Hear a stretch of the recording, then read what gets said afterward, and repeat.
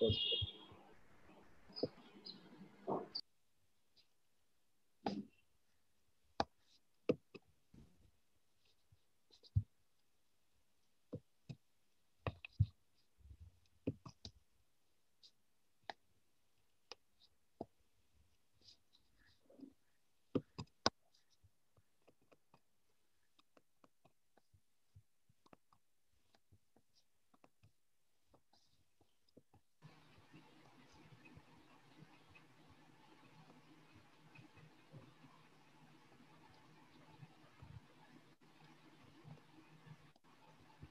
হ্যাঁ, আমরা শুরু করি। চ্যাপ্টারের নাম হচ্ছে sheet metal and super plastic forming.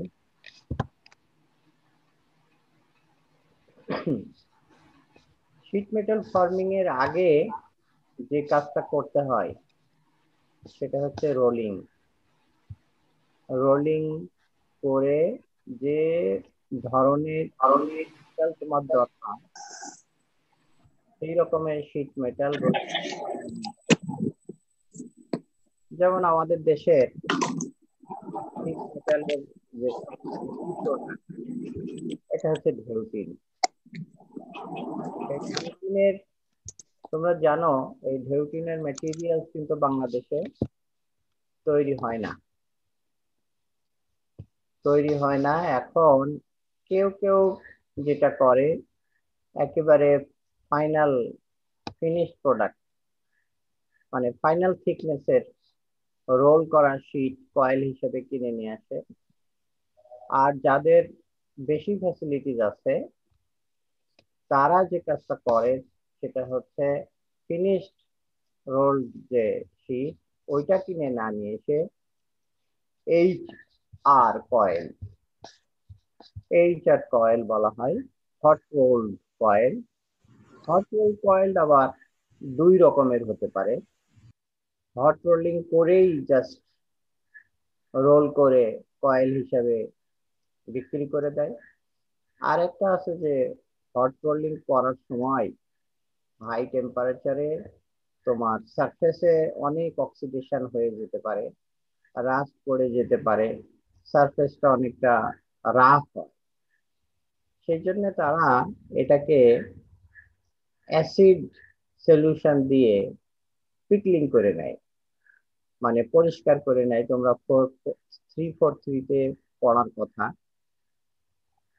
এই হট রোলিং করার পরে তাকে অ্যাসিড পানিতে ভালো মতো করে ক্লিন করে তারপরে কয়েল করা হয়। একে বলা হয় HR পিকল, হট রোল এবং পিকল শীট। এই শীটটা অনেকে নিয়ে আসে যারা বড় বড় ইন্ডাস্ট্রির মালিক, কারণ এই রোলিং শীট মেটালের রোলিং এর জন্য হিউজ এক্সপেন্সিভ রোলারের দরকার হয়, যেটা অনেক কোম্পানির পক্ষে সম্ভব হয় না। এই জন্য তারা একেবারে ফাইনালি রোল করাটা নিয়ে আসে। আর যাদের এই ফ্যাসিলিটিস আছে তারা HR নিয়ে আসে। HR এটা থিকনেস পরবর্তীতে 4-5 গুণ কমিয়ে ফেলে, ইভেন আরো বেশি কমাইতে পারে অনেক সময়। যদি তোমরা এখন দেখে থাকবা বাংলাদেশে ঢেউটিন কিন্তু কাগজের মতো পাতলা হয়ে গেছে, অনেক পাতলা। তো সেখানে 8-10 গুণ পর্যন্ত এই শীট মেটালের থিকনেসটা HR থিকনেস কমিয়ে তারপরে তারা অন্য কাজ করে। এখানে তাদের অনেক সাশ্রয় হয়ে যায়।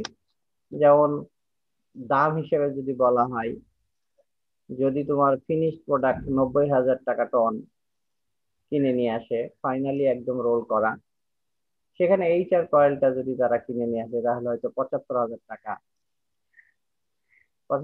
টাকায় কিনতে পারে। কিন্তু যদি রোলিং করার দরকার হয় ফার্দার, সেই রোলিং এর ক্ষেত্রে কিন্তু 75,000 টাকা খরচ হয় না। 15,000 টাকা পার টনে খরচ হয় না। দেখা গেছে যে 4 থেকে 5,000 টাকা খরচ হয়। এই যে বাড়তি যে টাকাটা এটা কিন্তু তাদের প্রফিট মার্জিনে চলে আসে।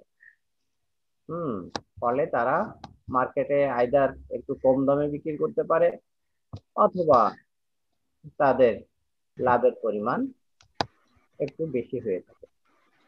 তো যাই হোক, এটাই হচ্ছে আমাদের স্টার্টিং মেটেরিয়াল। লো রোলিং করে বানানো হবে। এখন আমরা যদি প্রোডাক্টের দিকে যদি তাকাই, তাহলে আমরা দেখতে পাচ্ছি যে এখানে বেভারেজ ক্যান বাংলাদেশে কিছু তৈরি হয়। তারপরে কার বডি, বাংলাদেশে কিন্তু কার বডি তৈরি হয় না। তুমি যদি জাপানের কথা চিন্তা করো, জাপানের মতো দেশে কিন্তু ঢেউ টিন তৈরির চেয়ে কার বডি অনেক অনেক গুণ বেশি। বলা যায় জাপানে যে 100 million ton 100 million ton rod steel তৈরি হয়, সে 100 মিলিয়ন টনের স্টিলের একটা বিশাল অংশ, বলা যায় যে বেশিরভাগ অংশই চলে যায় তার গাড়ির শীটের জন্য।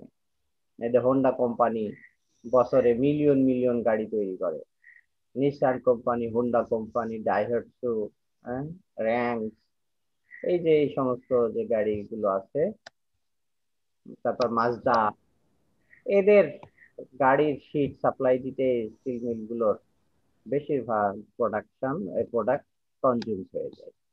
তো যাই হোক, তো সেখানে তারা কার বডি বানাচ্ছে। অনেক সময় স্টিল দিয়ে, শীট দিয়ে মেটাল ডেস্ক বানানো হয়, টেবিল বানানো হয়। আবার অনেক ডোমেস্টিক অ্যাপ্লিয়েন্সেস, যেমন মনে করো ফ্রিজ, হ্যাঁ, ফ্রিজ বানানো হয়।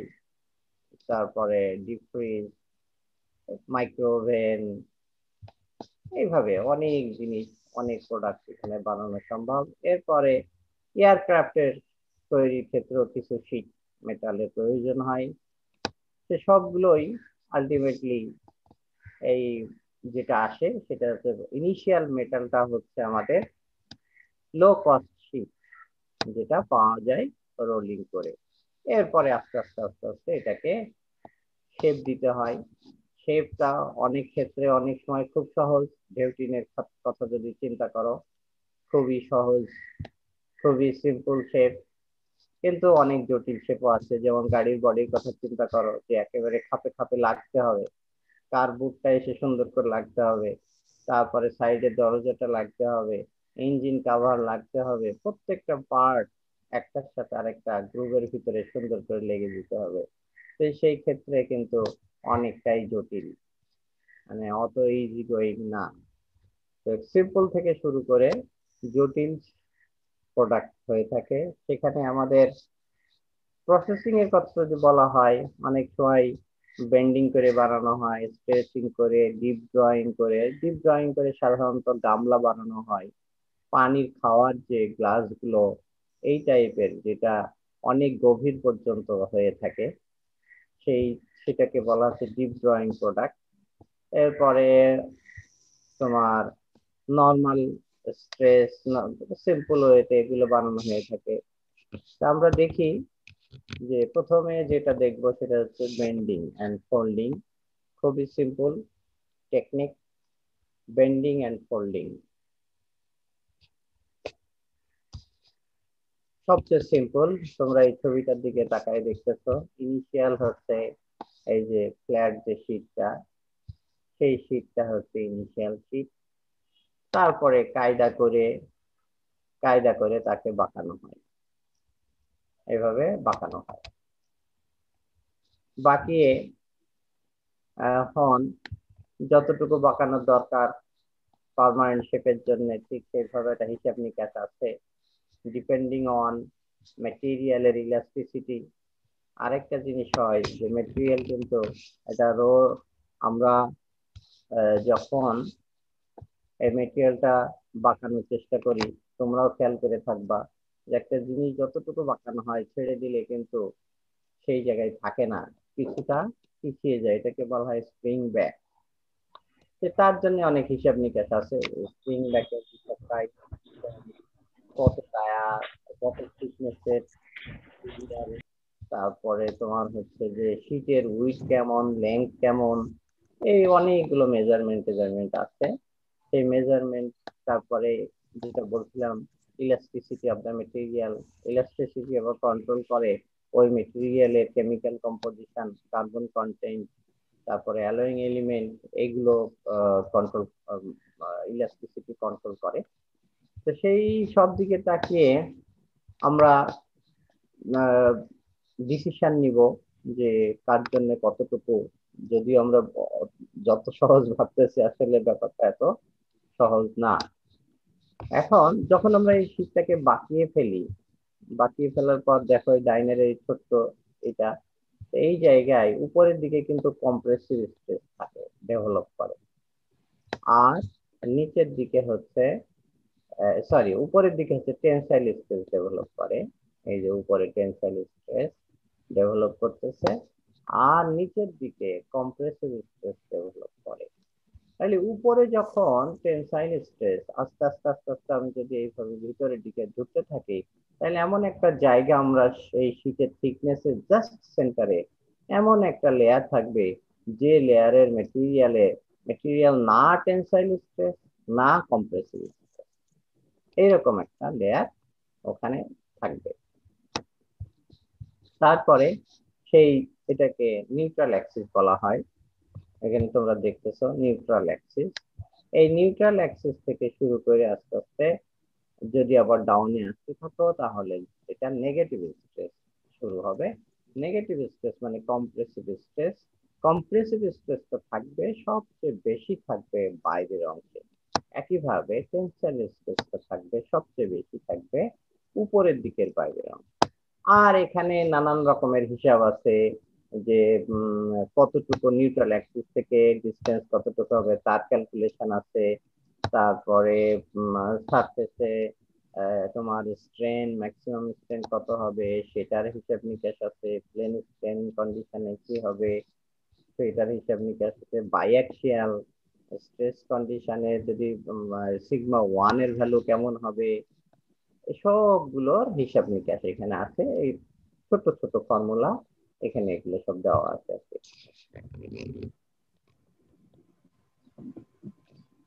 এখন যেটা বলছিলাম, যে এই যে আমরা বাঁকাবো, বাঁকানোর জন্য কতটুকু আমাদের স্ট্রেস অ্যাপ্লাই করতে হবে, তার এই ফর্মুলাটাই যখন আসলো, S equal to sigma F. Sigma F আর হচ্ছে তোমার রেডিয়াস অফ কার্ভেচার। এই একটা রিলেশনশিপ মেনটেন করে আর কি। সবসময় সত্যি হয় না, বাট এটা জাস্ট এমপিরিক্যাল একটা রিলেশনশিপ। যারা রোলিং নিয়ে কাজ করে তাদের এক্সপেরিয়েন্সের উপর বেসিস করে এই রিলেশনশিপটা তৈরি করা হয়েছে। এখন এই ডায়াগ্রামটার দিকে যদি আমরা তাকাই, তাহলে দেখতে পারবো যে এই শীটটা, শীটের থিকনেস টি ছিল, শীটের থিকনেস হচ্ছে টি। উপরে বলেছিলাম যে উপরের মেটেরিয়াল হচ্ছে টেনসাইল স্ট্রেস। নিচে আস্তে আস্তে উপর থেকে যদি নিচে আসা শুরু করি, তাহলে টেনসাইল স্ট্রেস আস্তে আস্তে কমতে থাকবে। কমতে কমতে একটা জোন আসবে, যেটাকে আমরা একটু আগে নাম দিয়েছি নিউট্রাল জোন, নিউট্রাল অ্যাক্সিস। সেখানকার মেটেরিয়াল গুলো না টেনসাইল স্ট্রেসে না কম্প্রেসিভ স্ট্রেসে। তারপরে আস্তে আস্তে আমাদের যে জিনিস হবে, এরপর থেকে শুরু হবে মেটেরিয়ালের ভিতরে কম্প্রেসিভ স্ট্রেস আসা। হ্যাঁ, এটা আমরা গত স্লাইডে দেখেছি। এখানে আমরা যেটা দেখছি, দুইটা পার্ট, একটা হচ্ছে যে স্ট্রেন, আরেকটা হচ্ছে স্ট্রেস। খেয়াল করে দেখো, স্ট্রেসটা কিন্তু একটা স্ট্রেট লাইন ফলো করে নাই, লিনিয়ার রিলেশনশিপ ফলো করে নাই। কিন্তু স্ট্রেন, স্ট্রেন একদম লিনিয়ার। সবচেয়ে উপরে মানে সারফেসের, টপ সারফেসে সবচেয়ে বেশি, আস্তে আস্তে আস্তে আস্তে আস্তে কম স্ট্রেন কমে গেল, তারপরে জিরো হয়ে গেল, এরপরে আস্তে আস্তে আবার নেগেটিভ স্ট্রেন হলো। তার মানে কম্প্রেসিভ স্ট্রেন তৈরি হলো। এইভাবে এইভাবে মেটেরিয়ালের ডিফর্মেশনটা হয়, লিনিয়ারলি ডিফর্মেশন হচ্ছে। কিন্তু ইন্টারেস্টিংলি যে সমস্যা যেটা সেটা হচ্ছে মেটেরিয়ালের স্ট্রেন ইউনিফর্ম হইলেও স্ট্রেস কিন্তু ইউনিফর্মলি ভ্যারি করতেছে না। এই জিনিসটা খুব ইম্পর্টেন্ট, আমাদের জন্য জানতে হবে। এখন কেন করতেছে না সেটা দেখো। প্রথমে এই এই উপর থেকে এই জিনিসটা হালকা করে বাঁকা হয়ে নামছে। হুম, হালকা করে বাঁকা হয়ে নামছে। এটা কিন্তু এইরকম হয়ে নামার কথা ছিল, এইভাবে গেলে লিনিয়ারিটি মেনটেন করতো। এইভাবে যদি যাইতো তাহলে লিনিয়ারিটি মেনটেন করতো, কিন্তু সে এইভাবে গেল না। না গিয়ে শুরু করলো, শুরু হওয়ার কথা ছিল এখান থেকে, শুরু এখান থেকে না হয়ে এখান থেকে শুরু হয়েছে। কেন এমনটা হলো সেটা আমরা একটু ব্যাখ্যা করি। এটার কারণ হচ্ছে যে তোমরা জানো আউটার সারফেসের মেটেরিয়াল গুলোতে ফ্রিডম অনেক বেশি। ফলে স্ট্রেস কিন্তু ইনসাইডে ইনসাইডে থেকে যায়, স্ট্রেস ইনসাইডে থেকে যায়। আর সেই যে স্ট্রেস আমি অ্যাপ্লাই করতেছি সেই স্ট্রেস যদি কিছুটা লস হয়ে যায়, রিল্যাক্সেশনে চলে যায়, আউটার মেটেরিয়াল গুলো বলছিলাম বেশি ফ্রিডম, তাহলে আউটার মেটেরিয়াল গুলো সে রিল্যাক্সড হয়ে যায়, স্ট্রেস কন্ডিশনে না থেকে রিল্যাক্স হয়ে যায়। যত আউটার সার্ফেসে তত রিল্যাক্সেশন বেশি। তারপর আস্তে আস্তে আস্তে আস্তে যদি আমরা ভিতরে ঢুকতে থাকি, ম্যাটেরিয়ালের লেয়ার বাড়তে থাকে। ফলে একটা লেয়ারের উপর যখন আরেকটা লেয়ার পড়ে, মনে করো ফার্স্ট লেয়ারে আউটার লেয়ারে মেটেরিয়ালের সবচেয়ে ফ্রিডম বেশি। এখানে যদি আমরা কল্পনা করি যে এখানে আরেকটা লেয়ার আছে, সেই লেয়ারে যদি আমরা তার ফ্রিডমের কথা চিন্তা করি, তাহলে দেখব যে এই লেয়ারের ফ্রিডমটা, সেকেন্ড লেয়ারের ফ্রিডমটা ফার্স্ট লেয়ারের চেয়ে একটু কম। কেন? ফার্স্ট লেয়ার যতটুকু অ্যালাউ করবে এটা হচ্ছে রিল্যাক্স হওয়ার জন্য, ঠিক ততটুকুই সে রিল্যাক্স হবে। তারপর থার্ড লেয়ারের কথা যদি চিন্তা করি, থার্ড লেয়ার ততটুকু রিল্যাক্স হবে যতটুকু সেকেন্ড লেয়ার অ্যালাউ করবে। এখন নিশ্চয়ই এটা সম্ভব হবে না যে ফার্স্ট লেয়ার যতটুকু রিল্যাক্স হবে তার চেয়ে বেশি রিল্যাক্স হবে সেকেন্ড লেয়ার, তারপরে বেশি রিল্যাক্স হবে থার্ড লেয়ার। এই ধরনের অবস্থা কিন্তু সম্ভব হবে না, বরং উল্টো হবে। কারণ সে প্রথম লেয়ার সবচেয়ে বেশি রিল্যাক্স হবে, তারপরের লেয়ার একটু কম রিল্যাক্স হবে, তারপরের লেয়ার আরেকটু কম রিল্যাক্স হবে। এইভাবে রিল্যাক্সেশন যতক্ষণ পর্যন্ত চলতে থাকবে ততক্ষণ পর্যন্ত লিনিয়ারিটি থেকে ডেভিয়েট করবে। এই যে এই পর্যন্ত লিনিয়ারিটি থেকে ডেভিয়েট করলো, তারপরের টুকু দেখো খেয়াল করে, এখান থেকে কিন্তু এটা লিনিয়ার। এখান থেকে একটু লিনিয়ার কেন? কারণ এখান থেকে এইটুকুর মেটেরিয়াল সামনের দিকেও অনেক লেয়ার আছে, পিছনের দিকেও অনেক লেয়ার হয়ে গেছে। পিছনের যতটুকু রিল্যাক্স করতেছে সেটা আসলে তার উপরে খুব একটা প্রভাব পড়তেছে না, তার স্ট্রেস রিল্যাক্সেশনের উপরে খুব একটা প্রভাব পড়ে না। ফলে সে লিনিয়ারলি ভ্যারি করতে থাকে। এরপর নিউট্রাল অ্যাক্সিসে চলে আসলাম। নিউট্রাল অ্যাক্সিস আসার পরে এবার শুরু হবে কম্প্রেসিভ স্ট্রেস। কম্প্রেসিভ স্ট্রেসের ক্ষেত্রটা হিসাব করে দেখো, এখান থেকে আমি কিন্তু একদম মাঝখানে আছি, কিন্তু মাঝখানে থাকা মানে পিছনের দিকে মেটেরিয়ালের রেজিস্ট্যান্স অনেক বেশি। এখন সামনে আমি যদি যাই তাহলে অনেকগুলো লেয়ার আছে, সেই অনেকগুলো লেয়ার থাকার কারণে সে কিন্তু রিল্যাক্স হতে পারেন না। রিল্যাক্স না হইতে পারার কারণে এর ভিতরে যে স্ট্রেসটা ডেভেলপ হয় সেই স্ট্রেসটাই থেকে যায়। ফলে লিনিয়ারলি তোমার স্ট্রেস ভ্যারি করে। কিন্তু একটা পর্যায়ে এসে যখন মেটেরিয়ালের সামনের লেয়ারের থিকনেস কমে যায় কম্পেয়ার টু পিছনের লেয়ারের থিকনেস অনেক কমে যায়, তখন সে কিন্তু সামনের দিকে রিল্যাক্সেশন হওয়ার চেষ্টা করে। যেমন এখান থেকে যদি আমি একটা লিনিয়ার লাইন টানি, তাহলে দেখা যাবে যে এই পর্যন্ত এসে একটা লিনিয়ারিটি মেনটেন করবে। এখন তুমি দেখো এই পয়েন্টে তুমি যখন দাঁড়িয়ে আছো তখন পিছনের দিকে মেটেরিয়ালের লেয়ার অনেক বেশি, সামনের দিকে মেটেরিয়ালের লেয়ার অনেক কম। ফলে এখানে দেয়ার ইজ পসিবিলিটি, হালকা কম হোক বেশি হোক, there is possibility of relaxation, stress relaxation. যদি স্ট্রেস রিল্যাক্সেশন হয় তাহলে যে স্ট্রেস আমরা ওখানে ডেভেলপ হওয়ার কথা ছিল সেই পরিমাণে স্ট্রেস ডেভেলপ না হয়ে ওখান থেকে কিছুটা মাইনাস হয়ে যাবে। আর এই মাইনাসের পরিমাণটা, রিল্যাক্সেশনের পরিমাণটা প্রতিনিয়ত এখন বাড়তে থাকবে। কেন বাড়তে থাকবে? কারণ আমি সামনে যত দিতে থাকবো তত মেটেরিয়ালের লেয়ারের সংখ্যা কমে যাবে এবং মেটেরিয়াল গুলো রিল্যাক্স হওয়ার জন্য তাদের জন্য সহজ হয়ে যাবে। তো এই হচ্ছে স্ট্রেসের যে ডায়াগ্রামের এক্সপ্লানেশন, কেন স্ট্রেস লিনিয়ারলি ভ্যারি করে না। কিন্তু স্ট্রেন, হ্যাঁ স্ট্রেন যতটুকু রিল্যাক্স হোক আর যাই হোক এটা বড়, সে কিন্তু তার ডাইমেনশন চেঞ্জ হয়ে গেছে, ডিফর্মেশন হয়ে গেছে। এই জন্য এটা রিল্যাক্সেশনের কিছু নাই। এটা যতটুকু স্ট্রেন তুমি দিয়েছো সেই ততটুকু স্ট্রেনের অ্যাকশন তুমি পেয়ে গেছো। সেই অ্যাকশনটা কি? থিকনেস বেড়ে যাওয়া অথবা থিকনেস কমে যাওয়া, এর বাইরে আর কিছু না। টেনসাইল জোনে থিকনেস কমে যাবে, আর যদি কম্প্রেসিভ জোনের দিকে যাও তাহলে থিকনেস বেড়ে যাবে। এই জন্য স্ট্রেন লিনিয়ারলি ভ্যারি করে, স্ট্রেস কিন্তু লিনিয়ারলি ভ্যারি করে না। একটা সার্টেন ডেপথ পর্যন্ত সে রিল্যাক্স হয়ে যায়, রিল্যাক্সেশন হয়ে যায়, তারপর থেকে আবার সে লিনিয়ারলি ভ্যারি করে।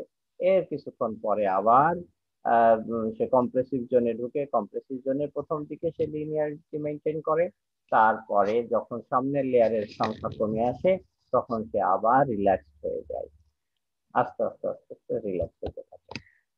তো এই আমাদের মোটামুটি স্ট্রেস স্ট্রেনের variation from top surface to bottom surface পর্যন্ত।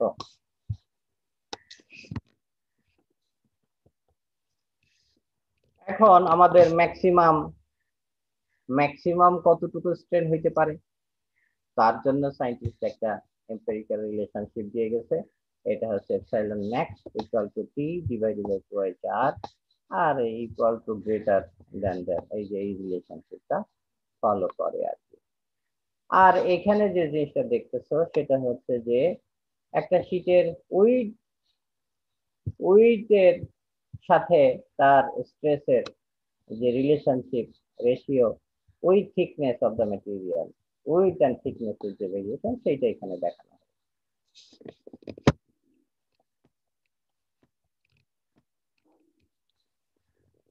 এবার আমরা একটা জিনিস দেখবো যে এই যে সিগমা ম্যাক্স বললাম, সরি সিগমা না,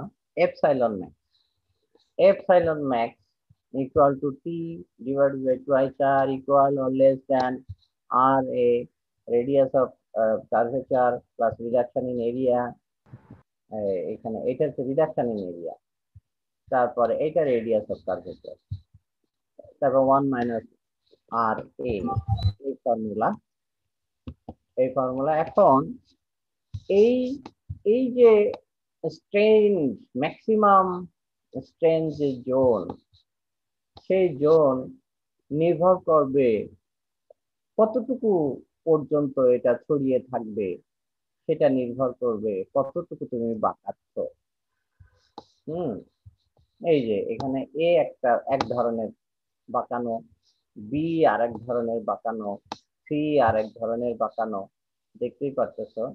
ফলে তিন জায়গায় তিন রকমের ম্যাক্স জোন তৈরি হয়েছে। এই জায়গাটায় আমার ম্যাক্সিমাম জোনটায় এখনো আসে নাই, maximum zone stress zone strain zone এখনো আসে নাই। কারণ ম্যাক্সিমাম জোন আসতে হইলে তার চারিদিকে একটা ট্রানজিশন জোন থাকতে হয়। সেই জোন যেহেতু এখন আমি ওই লেভেলের স্ট্রেস নিয়ে আসি নাই, এখানে স্ট্রেস দিলে আরো স্ট্রেন হতো। যখন স্ট্রেনটা ম্যাক্সিমাম হবে তারপরের লেয়ারে যখন একটু কম থাকবে, যে লেয়ার পর্যন্ত বেশি বেশি স্ট্রেন থাকবে সেটাই হচ্ছে ম্যাক্স। কিন্তু ডিপেন্ডিং এই ম্যাক্স যে এপসাইলন ম্যাক্স, এটা হচ্ছে ম্যাটেরিয়ালের প্রপার্টি, কতটুকু বাঁকাচ্ছ তার উপর নির্ভর করবে, শীটের থিকনেসের উপর নির্ভর করবে। প্রথম এ ছবিতে যেটা দেখতেছি আমরা ম্যাক্স পর্যন্ত এখন আসি নাই, হয়তো আরেকটু বাঁকাইলে এটা ম্যাক্সিমাম লেভেলে চলে যেত। এই ম্যাক্সিমাম লেভেলে চলে যাওয়ার পরে আর কিন্তু এখানে বাঁকানো আর বাঁকাবে না। তখন কি হবে? বি দিকে যাও, এই যে এই ম্যাক্সিমামে চলে আসার পরে যদি আমি বাঁকাই তাহলে এটা বাম দিকে ডান দিকে স্প্রেড করবে। কিন্তু এই যে ম্যাক্স জোনের ভ্যালুটা আর বাড়বে না, তার মানে এখানে আর স্ট্রেনিং হবে না। এখন আমি যত, কারণ স্ট্রেন হার্ডেনিং হয়ে সে মোটামুটি পুরা এখন হার্ড হয়ে বসে আছে। তুমি যদি এখন বাঁকানোর চেষ্টা করো, সে ওই জায়গায় আর না বেঁকে ওই জায়গায় ডিফর্ম না হয়ে, ম্যাক্সিমাম ডিফর্মেশন শেষ। ডিফর্মেশন না হয়ে তার যে রিলেটিভলি সহজ যে জায়গা, যে জায়গায় সহজেই এখন ডিফর্ম হবে, আনএফেক্টেড ভার্জিন মেটেরিয়াল যেগুলো, সেখানে এটা স্প্রেড করা শুরু করবে। কিন্তু ম্যাক্সিমাম যে ভ্যালু স্ট্রেনের, এই ভ্যালুটা এখানেই থাকবে। এরপরে যদি তুমি আরো বেশি বাঁকাও, তাহলে যেটা করবে, এই এই জোনটা বড় হয়ে যাবে।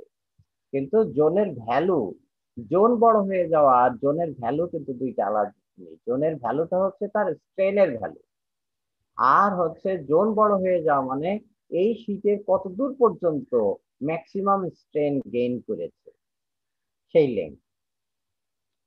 এখন যদি আমরা মনে করো এই শীটটা বাঁকিয়েছি, বাঁকানোর পরে, বাঁকানোর পরে যদি এটাকে আবার আমি লোডটা ছেড়ে দেই, তাহলে এইরকম হবে। সি,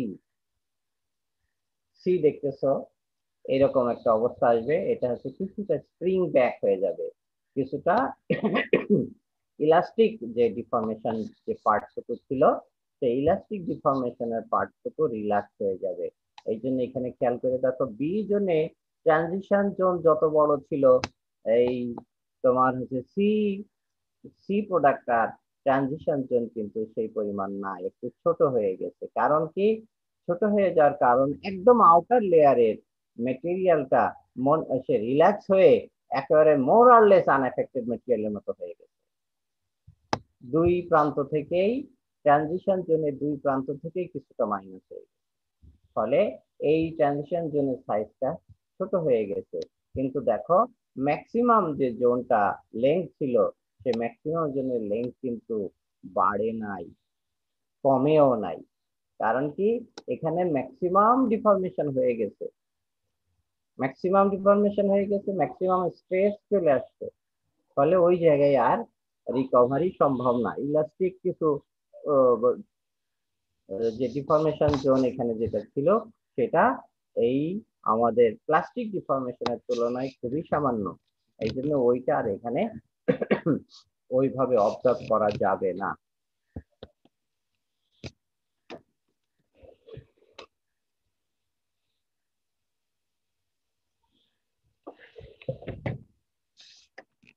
হ্যাঁ, বলছিলাম স্প্রিং ব্যাকের কথা। এই যে সেই স্প্রিং ব্যাক, এখন কতটুকু স্প্রিং ব্যাক করবে এটা কিন্তু তোমাকে স্টাডি করে জেনে নিতে হবে।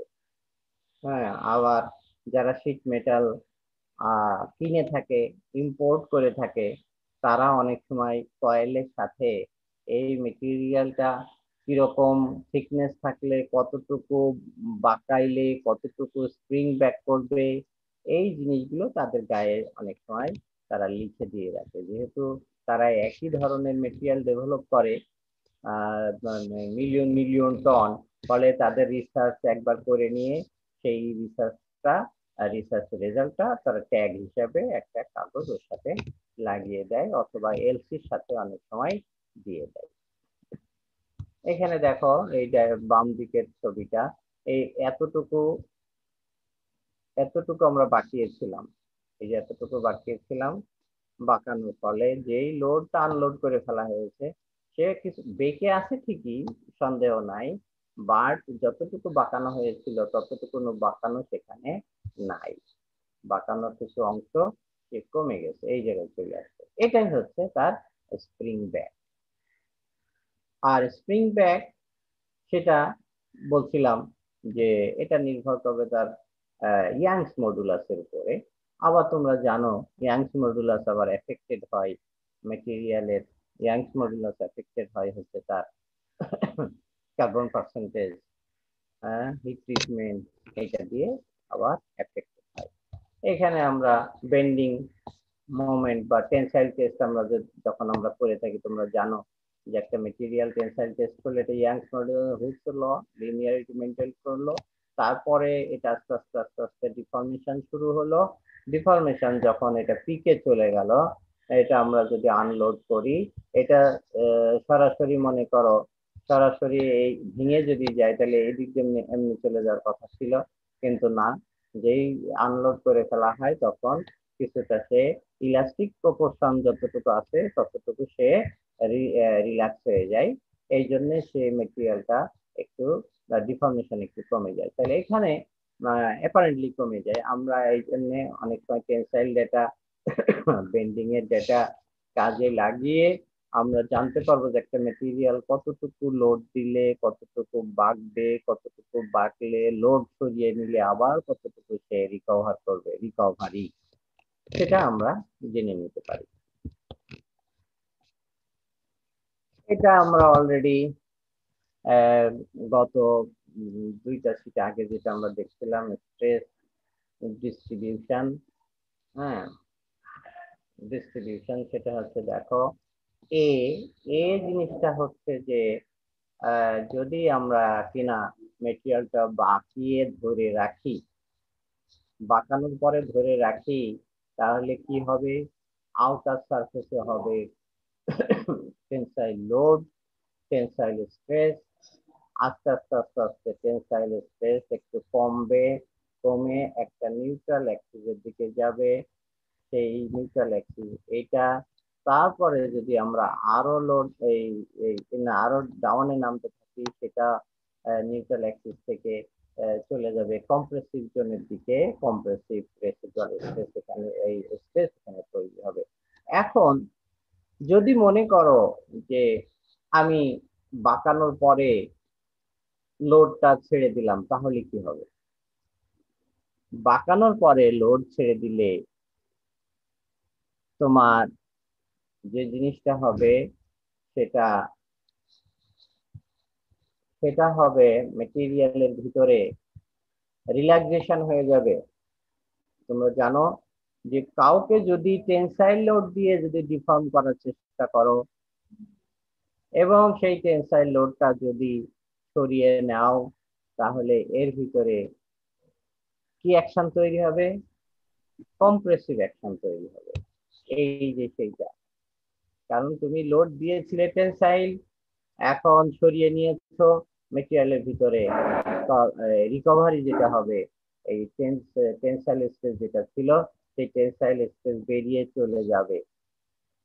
একইভাবে এই নিচের দিকে যে কম্প্রেসিভ লোড তৈরি হয়েছিল, সেই কম্প্রেসিভ লোড এখন যদি অ্যাপ্লাইড লোড যদি আমি সরিয়ে নেই, তাহলে এটা every action has its equal and opposite reaction, সেই হিসাবেই দিলাম টেনসাইল স্ট্রেস।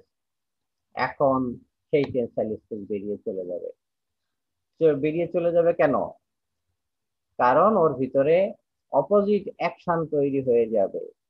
অপোজিট অ্যাকশন, সেই অপোজিট অ্যাকশন হচ্ছে উপরের দিকে কম্প্রেসিভ অ্যাকশন তৈরি হয়ে যাবে। আর এই যে কম্প্রেসিভ অ্যাকশন শুরু হয়ে গেছে। আর নিচের দিকে কি ছিল? নিচের ছিল নেগেটিভ স্ট্রেস, ছিল কম্প্রেসিভ ছিল, ফলে এখন অ্যাকশন হয়ে গেল পজিটিভ। এই যে পজিটিভ অ্যাকশন শুরু হয়ে গেল। ভালো কথা।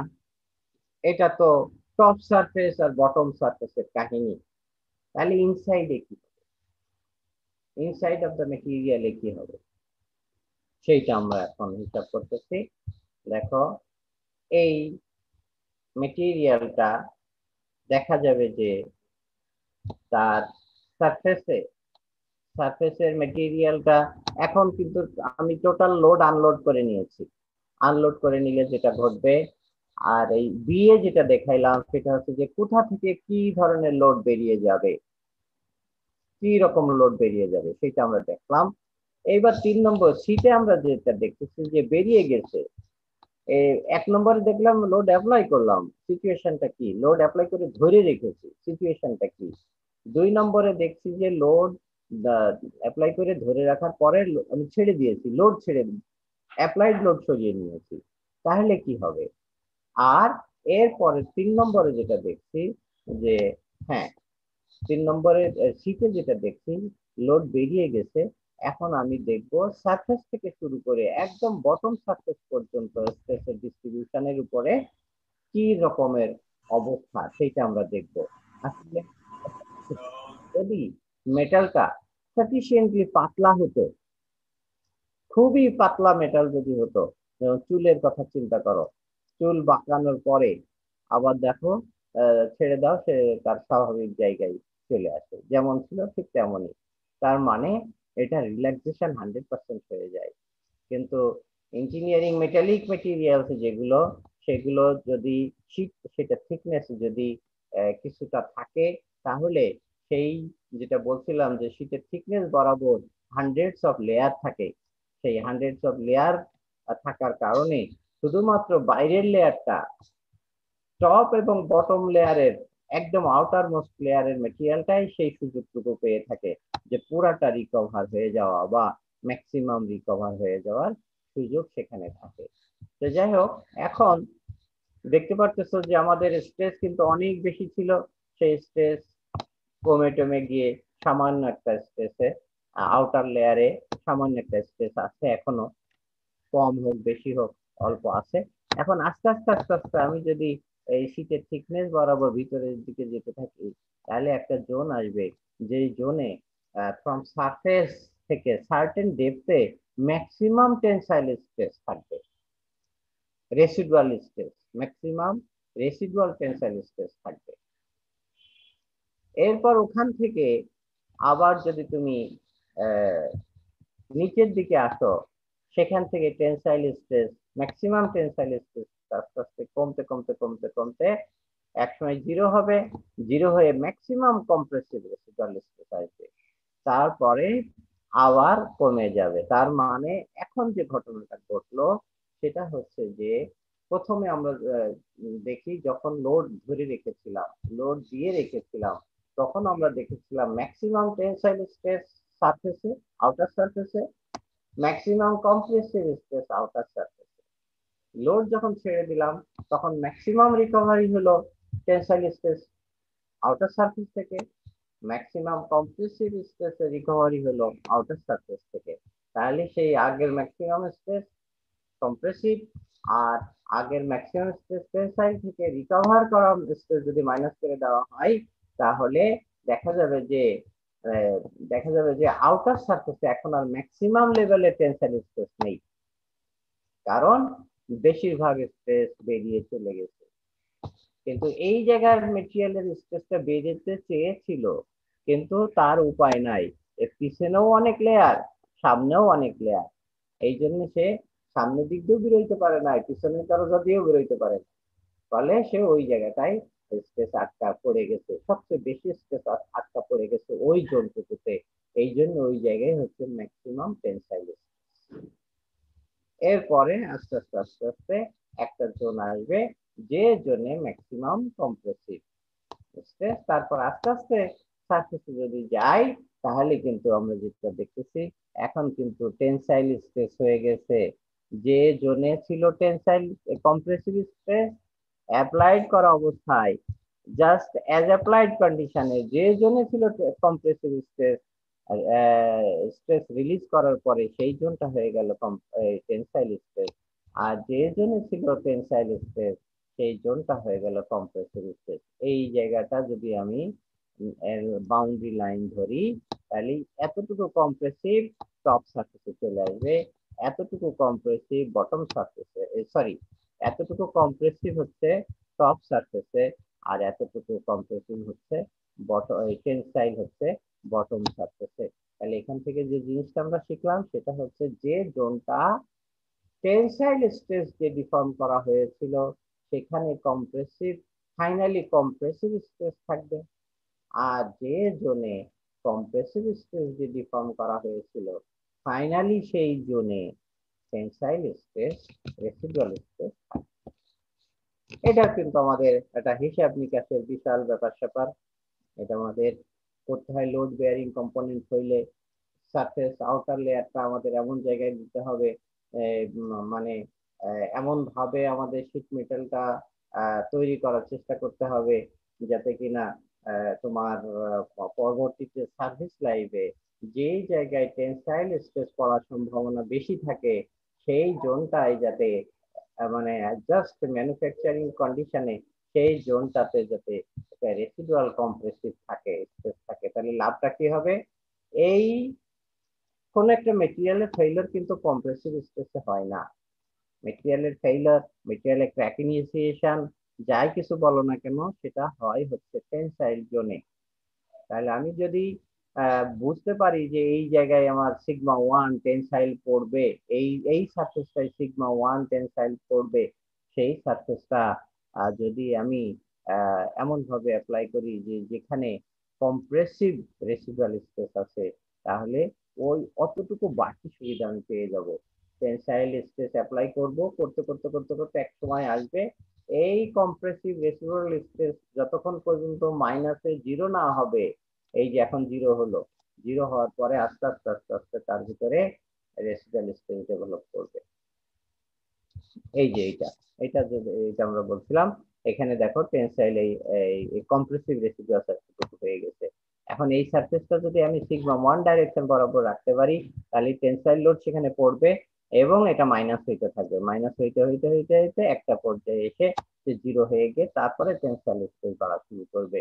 আর যদি কিনা আমি এই এইরকম জায়গা থেকে শুরু করি যেখানে টেনসাইল রেসিডুয়াল স্ট্রেস, তাহলে লোড আগেই ধরো এখানে 10 টেনসাইল এমপিএর স্ট্রেস রয়ে গেছে, আমি যদি অ্যাপ্লাই করি এক, তাহলে কিন্তু ইফেক্টিভ স্ট্রেস হবে 11।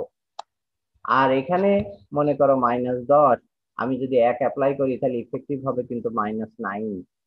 এই -9 যতক্ষণ পর্যন্ত জিরো না হবে ততক্ষণ পর্যন্ত এই মেটেরিয়ালটা বুঝবেই না যে তার গায়ের উপরে রেসিডুয়াল, তার গায়ের উপরে টেনসাইল স্ট্রেস দেওয়া হয়েছে।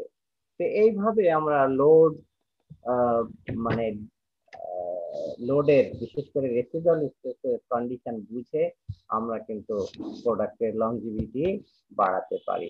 হ্যাঁ, আমরা দিয়ে দিয়ে আমাদের সময় শেষ। তোমাদের অ্যাটেন্ডেন্স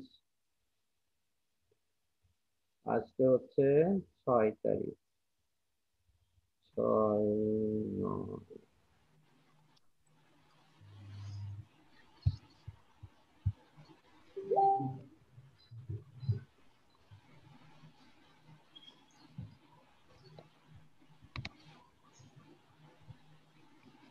হ্যাঁ, রোল নম্বর 1 আসো কেউ, রোল নম্বর 1।